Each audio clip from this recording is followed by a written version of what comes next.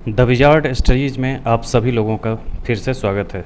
आज जो मुद्दा लेकर उपस्थित हुआ हूँ उसका संबंध पर्यावरण से है और पर्यावरण का एक टॉपिक है ग्रीन एनर्जी, हरित ऊर्जा। हरित ऊर्जा और नवीकरणीय ऊर्जा में, या नवीकरणीय ऊर्जा को ही अक्षय ऊर्जा भी कहते हैं, इनमें कुछ डिफरेंस हैं और उसी को समझने के लिए हम आज उपस्थित हुए हैं।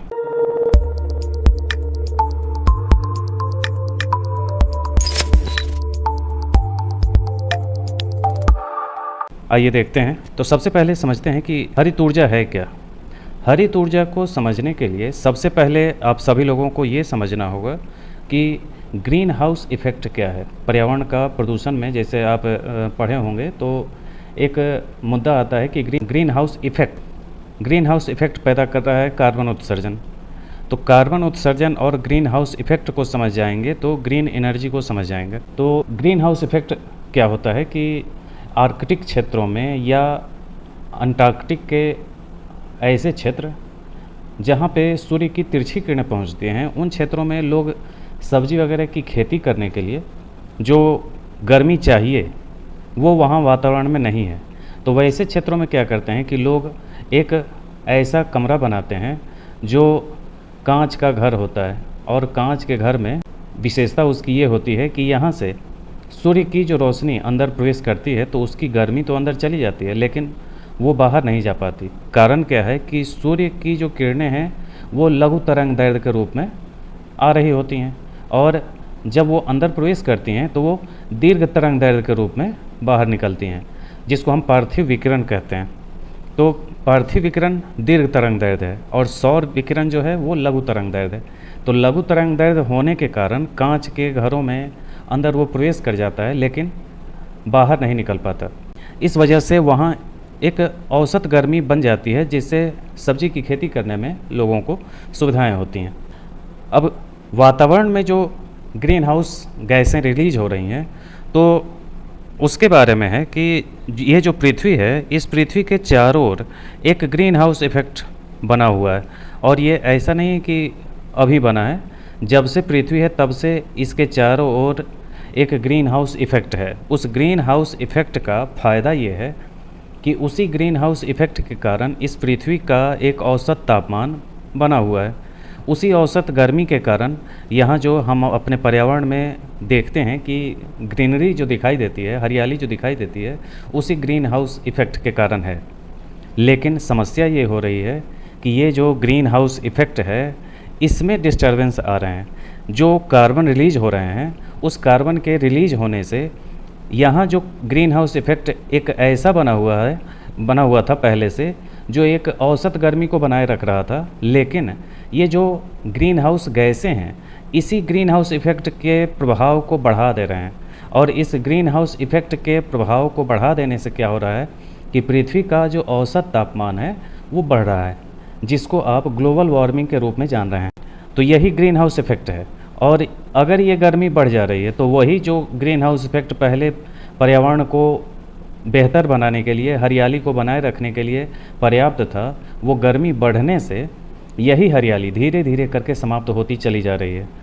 क्योंकि जैसे समुद्र है, समुद्र में अगर गर्मी बढ़ गई थोड़ी भी तो उसका प्रभाव ये होगा कि समुद्र के अंदर जो प्रवाल हैं, जो मूंगा हैं, वो सारे के सारे एक आधे डिग्री टेम्परेचर भी बढ़ जाए तो समुद्र के नीचे के जो प्रवाल हैं या मूंगा हैं वो सब समाप्त हो जाएंगे, जिसको कोरल ब्लीचिंग कहा जाता है। और हमारे आसपास के पर्यावरण में जो हरियाली है वो धीरे धीरे करके, जो पत्तियां हैं वो सूखनी शुरू हो जाएंगी और उसके बाद धीरे धीरे करके वो पेड़ समाप्त हो जाएगा। इसलिए आप देखते होंगे कि जो मरुस्थलीकरण है उसका परसेंटेज बढ़ता चला जाएगा और बढ़ चुका है काफ़ी हद तक। तो ये ग्रीन हाउस इफ़ेक्ट में प्रभाव डालता है कौन? ग्रीन हाउस गैसें। अब ग्रीन हाउस इफ़ेक्ट समझ गए। अब देखिए कि ग्रीन एनर्जी किसको कह रहे हैं। तो ऐसी ऊर्जा के स्रोत जो ग्रीन हाउस गैसें नहीं छोड़ती हैं। ग्रीन हाउस गैसों का मतलब कार्बन डाइऑक्साइड हो या मीथेन हो या जलवाष्प हो या और भी जो भी ग्रीन हाउस गैसें हैं, जिसमें कई सारी गैसें हैं। 6 तो ऐसी हैं जिसको पूरी तरह प्रतिबंध लगाया जा चुका है उस पर अंतर्राष्ट्रीय सम्मेलनों के माध्यम से। तो ऐसे ऊर्जा के स्रोत जो ग्रीन हाउस गैसें नहीं छोड़ती हैं, ऐसे स्रोतों को हरित ऊर्जा या ग्रीन एनर्जी कहते हैं। जैसे कि प्रकृति में मिलने वाली जो प्राकृतिक चीज़ें हैं, जैसे सूर्य का प्रकाश है या हवा है या पानी है, इससे अगर हम ऊर्जा बनाते हैं तो ये ग्रीन हाउस गैसें नहीं छोड़ेंगी। मान लें जल विद्युत हम बना रहे हैं, तो जल विद्युत से क्या होगा कि वहाँ जल का और उसके जो फ्लो हैं, उसकी जो गति है, उसका इस्तेमाल हम कर रहे हैं ऊर्जा बनाने में। तो उसमें हम पर्यावरण के साथ कोई छेड़छाड़ नहीं कर रहे हैं। थोड़ा सा छेड़छाड़ होता है, जो जलीय जीव जंतु हैं उनको नुकसान थोड़ा सा पहुंचता है, लेकिन ग्रीन हाउस गैसें नहीं पैदा होती हैं। हालांकि 100% में जल विद्युत नहीं है, क्योंकि जल विद्युत में जहाँ पे जो टनल है उससे अगर कहीं से गुजार करके और जल ऊंचाई से जहाँ पे छोड़ा जाता है, वहाँ पे मीथेन रिलीज होने की संभावना बनी रहती है और मीथेन रिलीज होता भी है। इसलिए 100% तो ग्रीन नहीं है, लेकिन फिर भी बाकी स्रोतों से वो ग्रीन एनर्जी है। पवन ऊर्जा है। पवन ऊर्जा अगर हम देखें तो पवन ऊर्जा में प्रकृति में हवाएं चलती हैं, तो हवाओं से हम उसका इस्तेमाल करते हैं ऊर्जा बनाने में। भूतापीय ऊर्जा है कि भूतापीय ऊर्जा का मतलब है कि सतह के नीचे के जो गर्म जल के स्रोत हैं उसका इस्तेमाल हम बिजली बनाने में करते हैं, तो इससे भी ग्रीन हाउस गैस रिलीज नहीं हो रहे हैं। जो बायोमास एनर्जी है, इससे भी कार्बन ग्रीन हाउस गैसें रिलीज नहीं होती हैं। बायोमास का मतलब है कि जैसे जो अपशिष्ट वगैरह हैं उनसे हम ऊर्जा हम निकालते हैं, तो बायोमास एनर्जी कहते हैं उसको। तो जल विद्युत हो या सौर ऊर्जा हो या पवन ऊर्जा हो या भूतापीय ऊर्जा हो, ये ऊर्जा के ऐसे स्रोत हैं जिससे ग्रीन हाउस गैसें रिलीज नहीं होती हैं। इसलिए पर्यावरण के हरियाली में कोई फ़र्क नहीं पड़ेगा अगर हम इससे बिजली तैयार कर रहे हैं। इसलिए पर्यावरण को नुकसान पहुंचाए बगैर अगर कोई ऊर्जा का स्रोत है तो उसे हम ग्रीन एनर्जी कहते हैं। तो ये था ग्रीन एनर्जी। अब देखिए कि नवीकरणीय ऊर्जा क्या है। नवीकरणीय ऊर्जा का मतलब है रिन्यूएबल एनर्जी, जिसको हम कहते हैं। रिन्यूएबल का मतलब होता है कि ऐसे ऊर्जा के स्रोत जिनको हम फिर से इस्तेमाल कर सकें, या यूँ समझिए कि जिसकी पूर्ति लगातार होती रहती है। जैसे सौर ऊर्जा है या पवन ऊर्जा है। सौर ऊर्जा में सूर्य का प्रकाश है, सूर्य का प्रकाश चाहे हम जितना इस्तेमाल कर लें वो समाप्त नहीं होना। भूतापीय ऊर्जा है, ज़मीन के अंदर के जो गर्म जल के स्रोत हैं वो भी समाप्त नहीं होने, लगातार अंदर की गर्मी बनी रहनी है। जो ज्वारीय ऊर्जा है, समुद्र के जो ज्वार हैं उससे हम बिजली तैयार करते हैं, तो उसमें भी हम लगातार इस्तेमाल करें वो ज्वार समाप्त नहीं होगा। जब तक पृथ्वी में गति है तब तक ज्वार उत्पन्न होता रहेगा। तो ये सब जो स्रोत हैं ये नवीकरणीय ऊर्जा के स्रोत कहे जाते हैं, यानी कि ये रिन्यूएबल हैं। इनका हम फिर से नया इस्तेमाल कर सकते हैं। जैसे पवन ऊर्जा है, एक ओर से हवाएं चली, उसका हम इस्तेमाल कर लिए बिजली बनाने में, दूसरे एरिया में गई तो वो वहाँ भी लोग बिजली बना रहे हैं। और ऐसे क्षेत्रों में ज़्यादातर अब तटीय क्षेत्र में जहाँ हवाएं तेज़ चलती हैं वहाँ पे बिजली बनाया जाता है। पवन टरबाइन घुमा करके उससे हम बिजली तैयार करते हैं। तो ये सब जो भी स्रोत हैं जिनका हम जितना भी इस्तेमाल कर लें वो समाप्त नहीं होगा, इसलिए हम उसे अक्षय ऊर्जा भी उसी को कहते हैं। नवीकरणीय ऊर्जा स्रोत को ही अक्षय ऊर्जा भी कहते हैं, यानी कि जो समाप्त ना हो कभी, वैसे अक्षय ऊर्जा स्रोत कहलाते हैं। जैसे ये देखें, ये पवन ऊर्जा है, ये बायोमास, ये जल विद्युत, ये सौर ऊर्जा, ये बायोफ्यूल कहते हैं, बायोफ्यूल या जैव ईंधन हम कह सकते हैं। और ये है भूतापीय ऊर्जा के स्रोत। भूतापीय ऊर्जा का मतलब ये गर्म जल के स्रोत हैं। इन्हीं का इस्तेमाल करके, इसके गर्मी का इस्तेमाल करके हम इसके भाप से टरबाइन घुमाते हैं और बिजली तैयार करते हैं। तो ये गर्म जल के स्रोत हैं। ये सब के सब नवीकरणीय ऊर्जा भी है और हरित ऊर्जा भी है। अब आगे देखें, इन सब में कुछ डिफरेंस भी हैं जो आगे समझ में आएगा। अभी जैसे उदाहरण देखते हैं। अब हरित ऊर्जा का उदाहरण देखिए। हरित ऊर्जा के ये में जैसे सौर ऊर्जा, पवन ऊर्जा, पनबिजली, ज्वारीय ऊर्जा, भूतापीय ऊर्जा, बायोमास ऊर्जा, जैव ईंधन, परमाणु ऊर्जा, ये ग्रीन एनर्जी हैं। और नवीकरणीय ऊर्जा में पवन ऊर्जा, सौर ऊर्जा, भूतापीय ऊर्जा, जल विद्युत, ज्वारीय ऊर्जा और बायोमास ऊर्जा। अब यहाँ पे डिफरेंस आपको समझ में आ जाएगा। जैसे इसमें इस वाले स्रोत में और इस वाले स्रोत में कुछ डिफरेंस है।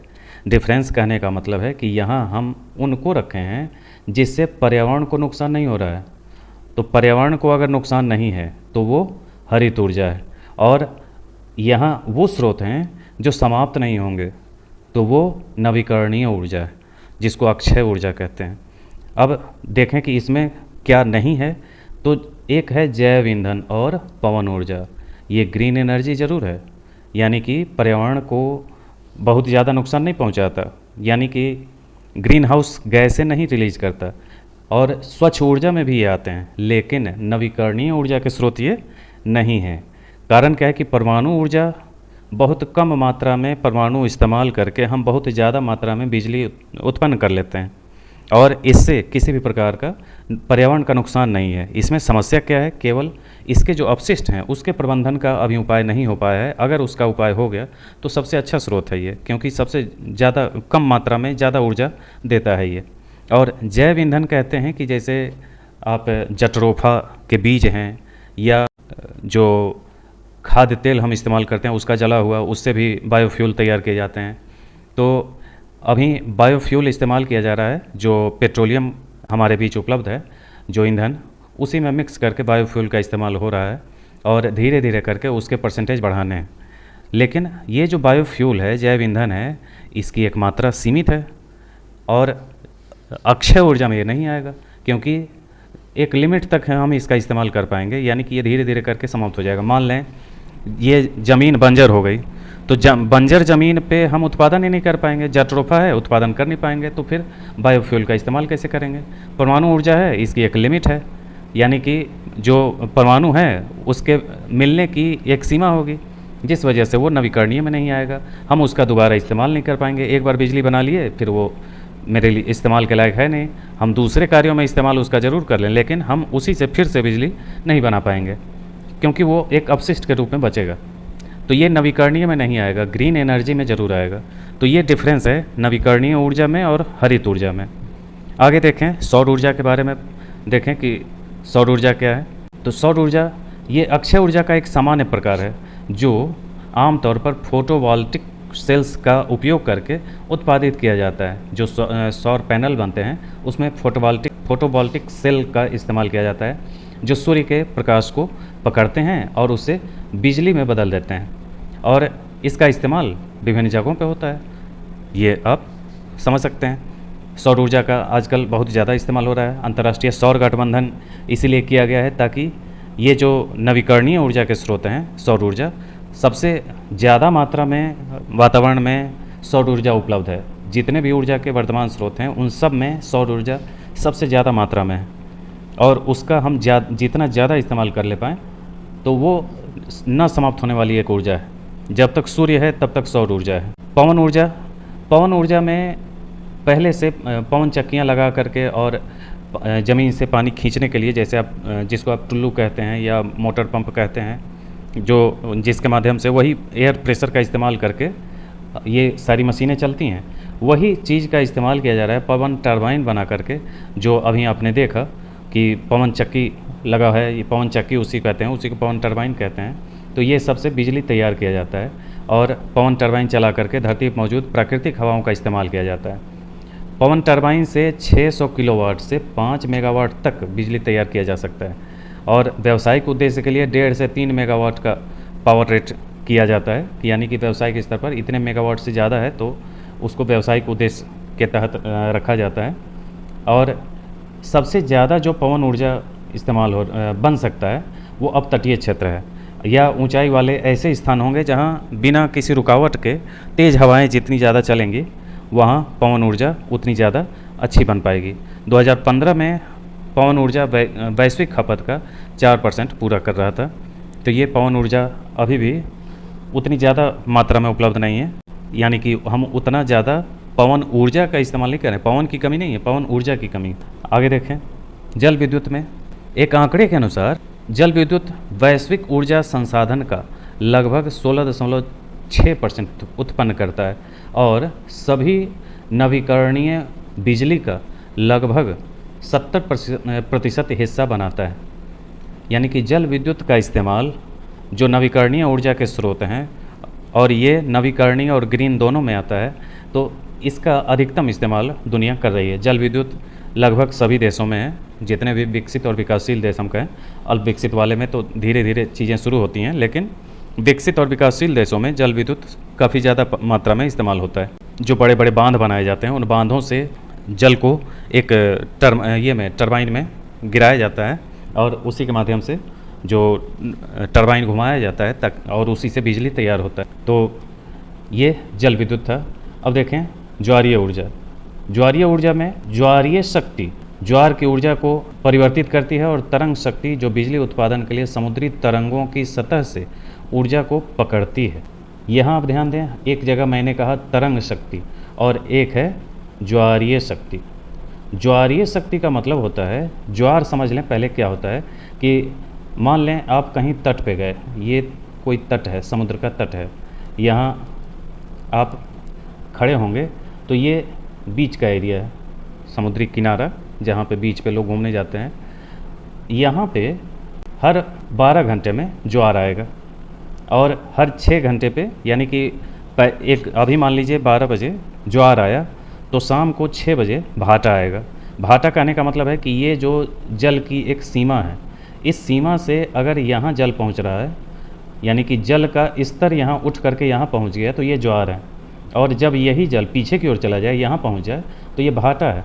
तो ये ज्वार और भाटा, ये बीच की लाइन है, वो लाइन जो सामान्य स्तर पे जल की स्थिति बनी रहती है। और इसको समझने के लिए जब भूगोल वाली क्लास लेंगे, उसमें हम बताएंगे कि जब पृथ्वी घूर्णन करती है तो घूर्णन की वजह से चंद्रमा और सूर्य के गुरुत्वाकर्षण के प्रभाव से जो एरिया उनके गुरुत्वाकर्षण के प्रभाव क्षेत्र में जाता है, वो एरिया अपने जल को उठा देता है उसी गुरुत्वाकर्षण के प्रभाव से, और जो एरिया उसके अपोजिट साइड में जाता है, वहाँ इस एरिया का पूरा जल इस एरिया में जाता है। इस वजह से मान लें ये पृथ्वी है तो एक एरिया ये है और एक एरिया ये है, तो ये दोनों एक दूसरे के अपोजिट साइड में है। लेकिन ये जो सामने का एरिया है, इसके और इसके अपोजिट साइड में, तो यहाँ का जल इस ओर खींचेगा तो ज्वार है, लेकिन यहाँ पे भाटा होगा, और यहाँ भी ज्वार होगा और यहाँ भी ज्वार होगा।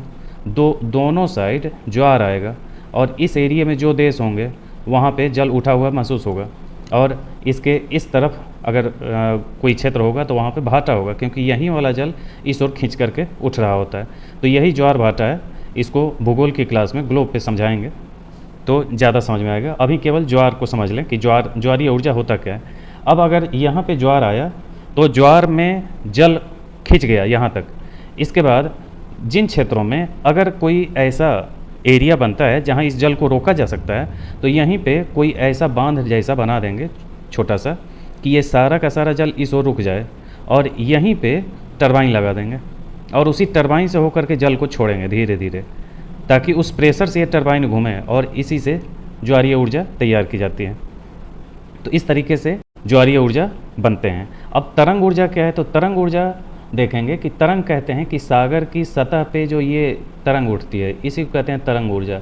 कई क्षेत्रों में ये तरंगें बहुत ऊंची ऊंची उठती हैं, तो उन तरंगों का इस्तेमाल बिजली बनाने में किया जाता है। तो ये तरंग ऊर्जा है। भारत में भी आपको विझिंजम वाले एरिया में तरंग ऊर्जा बनाई जाती है, और ज्वारीय ऊर्जा का सबसे जो बेहतर क्षेत्र माना जाता है वो खंभात की खाड़ी वाला एरिया माना जाता है। तो ये तरंग ऊर्जा और ज्वारीय ऊर्जा में अंतर है, दोनों को एक नहीं समझिएगा। तो ये था ज्वारीय ऊर्जा। अब देखें कि भूतापीय ऊर्जा। हरित ऊर्जा में पृथ्वी की सतह के ठीक नीचे संग्रहित तापीय ऊर्जा का उपयोग किया जाता है। अभी हमने बताया था कि ज़मीन के नीचे मान लीजिए कोई लेयर है, मान ले ये ज़मीन की सतह है जिस पे हम लोग हैं, यहाँ हम लोग खड़े हैं, इसके नीचे की लेयर दर लेयर सारे एरिया बने होते हैं। जो भूप्रपट्टी के नीचे का एरिया है, लगभग 32 किलोमीटर इसकी मोटाई है। इसी 32 किलोमीटर में औसत है ये, तो कहीं कम कहीं ज़्यादा होते हैं, लेकिन औसत में 32 किलोमीटर लगभग मोटाई है इसकी क्रस्ट की, भूप्रपट्टी की। तो भूप्रपट्टी में एक लेयर में जल है मान लीजिए, वहाँ अगर कोई ज्वालामुखी का प्रभाव है, यानी कि लावा का प्रभाव है, तो ऐसे एरिया से अगर कोई जल यहाँ से निकल रहा होता है तो वहाँ पे गर्म जल स्रोत मिलेंगे जो यहाँ से लगातार बने रहेंगे। तो यहाँ कई जगहों में फव्वारा जैसा निकलता है, तो जैसे ओल्ड फेथफुल गीजर, तो एक गर्म जल के स्रोत हैं। भारत में कहें तो भारत में मणिकर्ण है जहाँ गर्म जल के स्रोत हैं। तो गर्म जल के स्रोतों का संबंध ज्वालामुखी से होता है सामान्य तौर पर। तो वहाँ पे गर्म जल के स्रोत हैं। अगर जैसे मणिकर्ण है, मणिकर्ण में जो जल का तापमान है, वहाँ जो गर्म जल का स्रोत है उसका तापमान 90 डिग्री से ऊपर है, 95 के आसपास वहाँ का टेम्परेचर होता है जल का। अब बॉइलिंग पॉइंट्स के बिल्कुल करीब में है, तो बॉइलिंग पॉइंट के करीब में है तो उसे गर्म करना बहुत आसान है, तो वहाँ पे उससे बिजली तैयार करना बहुत आसान है। तो ये भूतापीय ऊर्जा का इस्तेमाल ऐसे ही किया जाता है टरबाइन लगा करके, तो इससे भी बिजली तैयार करते हैं।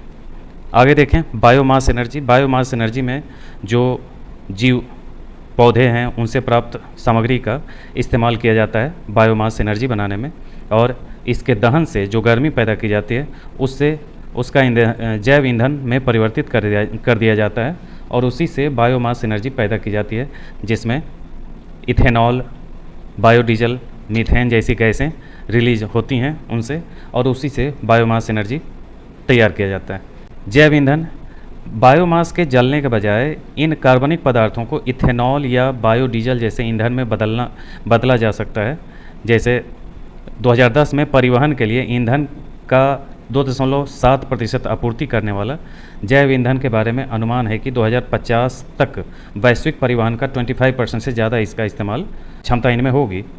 जैव ईंधन कहते हैं कि अभी जैसे बताया कि बायोडीजल जिसको हम कहते हैं कि बायोडीजल का इस्तेमाल किया जाता है पेट्रोलियम उत्पादों में मिक्स करके। पेट्रोलियम यानी कि पेट्रोल, डीजल, ये सब में जैव ईंधन को मिक्स करके हम इस्तेमाल करते हैं, और यहाँ पे ज़्यादातर मीथेन गैसें या कई प्रकार की गैसें जो सड़े गले जीव जंतु के अवशिष्ट होते हैं, उन्हीं अवशिष्टों से ये, या सड़े गले पौधे होते हैं उनसे जो गैस रिलीज होता है उसी से हम खाना पीना बनाते हैं। जैसे कि आप देखे होंगे गोबर गैस वगैरह, ये बायोमास एनर्जी में आते हैं।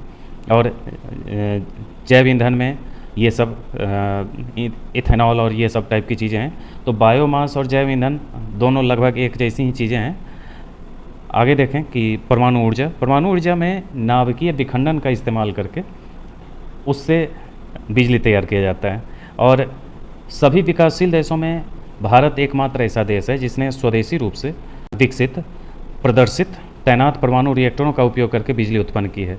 भारत दुनिया भर में बिजली उत्पादन के मामले में तीसरे स्थान पर है परमाणु बिजली में, और परमाणु ऊर्जा भारत के लिए बिजली का 5वां सबसे बड़ा स्रोत है। यानी कि परमाणु बिजली उत्पादन में भारत दुनिया में तीसरे स्थान पर है, लेकिन भारत में जो परमाणु ऊर्जा है वो भारत का 5वां सबसे बड़ा स्रोत है। कारण है कि भारत में सबसे ज़्यादा जो विद्युत उत्पादन होता है वो ताप विद्युत है, जो थर्मल पावर आप देखते हैं, कोयला जला करके उससे बिजली तैयार करना।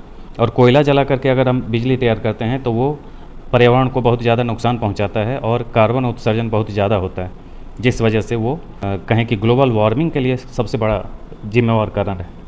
अब देखें कि इसका महत्व क्या है, ग्रीन एनर्जी इतना पढ़ा क्यों जाता है, क्यों महत्व है इसका।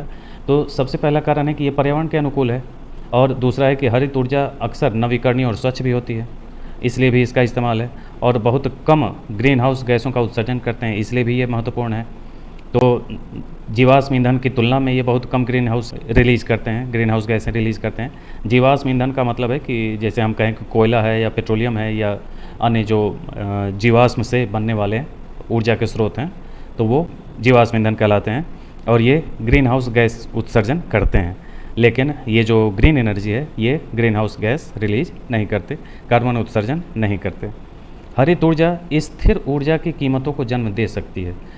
जैसे इसका जो उत्पादन होता है ये स्थानीय स्तर पर होता है, इसलिए इसमें स्थिरता एक रहेगी। अगर ये पॉपुलर हो गया, ग्रीन एनर्जी ही ज़्यादा इस्तेमाल हो रहा है, मान लीजिए हम सौर ऊर्जा से बिजली तैयार कर रहे हैं, तो सौर ऊर्जा से जो बिजली तैयार होगा तो हम घर में कर रहे हैं, तो यहाँ ऊर्जा से हमारे जो व्यक्तिगत जीवन है उसमें भी स्थिरता रहेगी, और मार्केट में भी अगर सौर ऊर्जा अधिकतम लोग इस्तेमाल करने लगे तो ऊर्जा के स्रोतों से मार्केट जो अस्थिरता बनी रहती थी, जैसे पेट्रोलियम के रेट बढ़ गए, मान लीजिए पेट्रोल डीजल के रेट बढ़ गए तो महंगाई बढ़ गई, तो वो चीज़ें हो जाती हैं। लेकिन अगर ये हरित ऊर्जा हम इस्तेमाल करने लगे तो सभी देश आत्मनिर्भर हो जाएंगे ऊर्जा के मामले में, तो ऊर्जा में कीमत में स्थिरता रहेगी। इसके बाद ये नेट ज़ीरो समझ लीजिए कि क्या है, नेट ज़ीरो भी पाना है, इसलिए भी हरित ऊर्जा को बहुत ज़्यादा बढ़ावा दिया जा रहा है। नेट ज़ीरो कहा जाता है कि जैसे अगर हम कोई साल निश्चित करें कि मान लें हम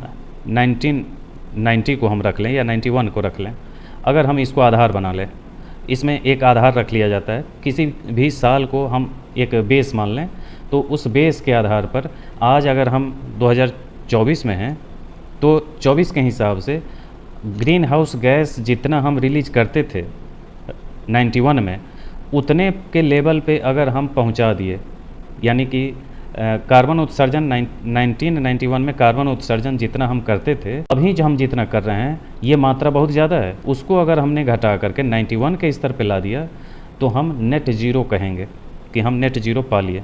जो भी साल हमने फिक्स किया वहाँ तक अगर हमने अपने कार्बन उत्सर्जन को घटा करके इस साल वाले लेवल पे ले आए तो नेट ज़ीरो हम पा लिए। यानी कि किसी साल का संदर्भ लेते हुए हम नेट ज़ीरो की कल्पना करें। उसके बाद फिर इससे और नीचे की ओर जाना होता है। पेरिस जलवायु समझौता जब हम पढ़ेंगे उसमें और डिटेल देखेंगे। अभी वर्तमान में नेट ज़ीरो के लिए ही ग्रीन एनर्जी का इस्तेमाल बड़े पैमाने पे किया जा रहा है और दुनिया इसे बढ़ावा दे रही है। अब देखें आगे, कम लागत वाला समाधान भी प्रस्तुत करती है ये ग्रीन एनर्जी। जैसे आप सौर पैनल एक बार ले लिए तो वो आगे कुछ इन्वेस्ट नहीं करना, 4-5 साल बाद उसके जो सेल्स होते हैं, बैटरी होते हैं, उनको चेंज कर देंगे, बाकी सब कुछ वैसे ही चलता रहेगा। तो ये कम लागत वाला समाधान है। यह जीवाश्म ईंधन की जगह लेने की क्षमता रखता है। ये भी है, कई हरित ऊर्जा स्रोतों को एक साथ लाकर और इन संसाधनों के उत्पादन और विकास के संबंध में की जा रही प्रगति के साथ यह मानने का हर कारण है कि जीवाश्म ईंधन को चरणबद्ध तरीके से समाप्त किया जा सकता है। यानी कि सभी जितने प्रकार के ग्रीन एनर्जी हैं सबका अगर हम इस्तेमाल करें और सभी को साथ लेकर के चलें तो जीवाश्म ईंधन को हम चरणबद्ध रूप से समाप्त कर सकते हैं। इसकी संभावना है अगर व्यवस्थित तरीके से हम चलें तो। जलवायु परिवर्तन को कम करने, पर्यावरण को बेहतर बनाने और अधिक टिकाऊ भविष्य की ओर बढ़ने के लिए भी ये आवश्यक है। जैसे अभी जलवायु परिवर्तन का असर देखने को मिल रहा है कि हीट वेव्स बहुत ज़्यादा अभी चल रहे हैं देश भर में, और जब अभी बरसात का सीज़न आएगा तो बरसात में बरसात बहुत ज़्यादा होंगे। तो ये जलवायु परिवर्तन के वजह से ऐसा हो रहा है।